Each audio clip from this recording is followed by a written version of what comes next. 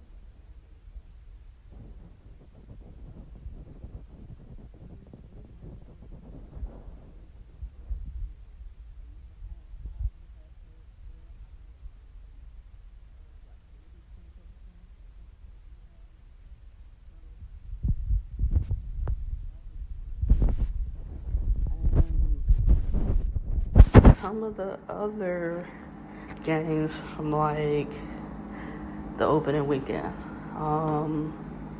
Sunday you had the Connecticut Sun versus the Minnesota Lynx. It was a good game. Big Seal, being Sylvia Fowles broke Rebecca Bronson's WNBA rebounding record. It was great, and it was amazing because now Rebecca Bronson is one of the assistant coaches for the Minnesota Lynx, so that's even better. So once she broke the record, Rebecca Bronson was right there to basically get the ball and hold on to it to mark the occasion. They stopped the game, and it was great. Also, we gotta mention Crystal Dangerfield. Out of UConn. She made her WNBA debut. Now, I said that Crystal Dangerfield should have been a first-round pick. And I think the only reason she wasn't a first-round pick is because of her height. I think Crystal Dangerfield's maybe a 5'6", 5'7". But she runs the team. She knows how to get the ball to everybody. She knows how to get her shot. Like, she's quick. And she's strong. Like, she got the guns. Like, her debut was good. Like, I can see that Cheryl Reeves believes in what she got in her as a second-round pick. And I think, and I'm going to say this now, I think that Crystal Dangerfield could possibly crack their starting lineup at some point. Yes, I'm saying it. Crystal Dangerfield could possibly crack the Minnesota Lynx starting five at some point. Also, you had the rematch of the finals last year, being the Chicago Sky and the Las Vegas Aces. The Chicago Sky won by 2 points, I think 88 to 86, and they won with Courtney Vandersloot assist to her wife Allie Quigley for 3 with a couple of seconds left in the game, and that's how they won. So they're 1-0 in the matchup of the rematch of the finals. Then you also had the Wings in the Dream, the Dallas Wings versus the Atlanta Dream. That was a interesting game. I'm say I watched the game specifically to watch Kennedy Carter make her Atlanta Dream debut. Also to see Ty Harris out of South Carolina make her Dallas Wings debut alongside of Satu Sabli to see the debuts.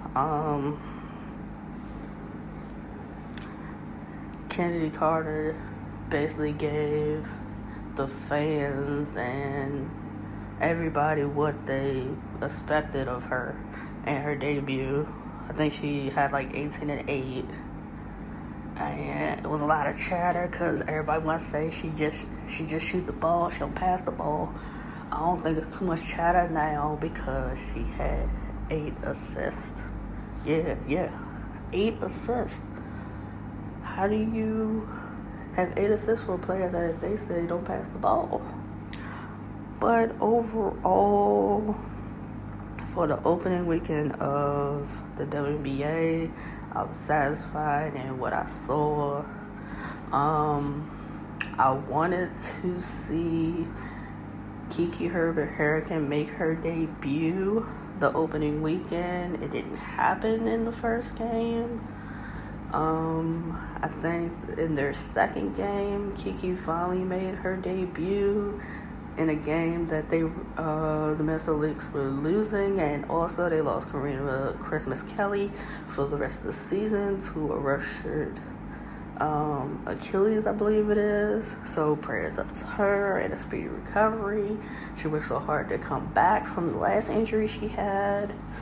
But like I said, overall, I was satisfied with the opening weekend games. And also, I gotta mention the Las Vegas Aces. They got Angel McCoughtry in their starting lineup. Like, Angel McCoughtry hasn't played basketball, I want to say, in a good 2 years, and came in the starting lineup for the Aces. Like, nothing happened. Like, she was never injured. Like, she's a bucket. Like, that is a different dynamic to go along in their starting 5 with no Kelsey Plum due to, I think, a torn Achilles, and also no Liz Cambage due to medical opting out.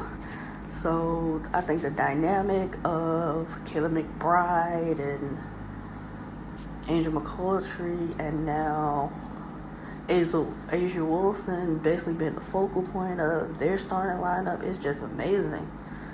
Angel is a bucket. Angel McCoughtry is a walking bucket. She came out, I think, and scored 25 as if she been in the gym the whole time. Ain't skipped a beat, nothing. So overall, I think it was 6 games in the opening weekend of Saturday and Sunday, and I was impressed from what I saw. All the superstars that came back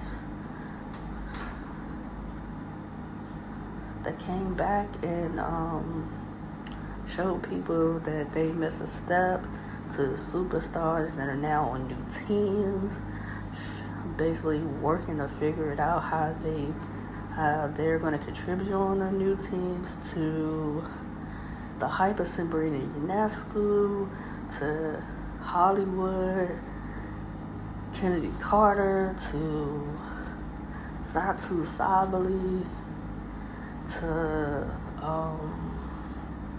Crystal Dangerfield, and a lot of the other rookies that made their debuts.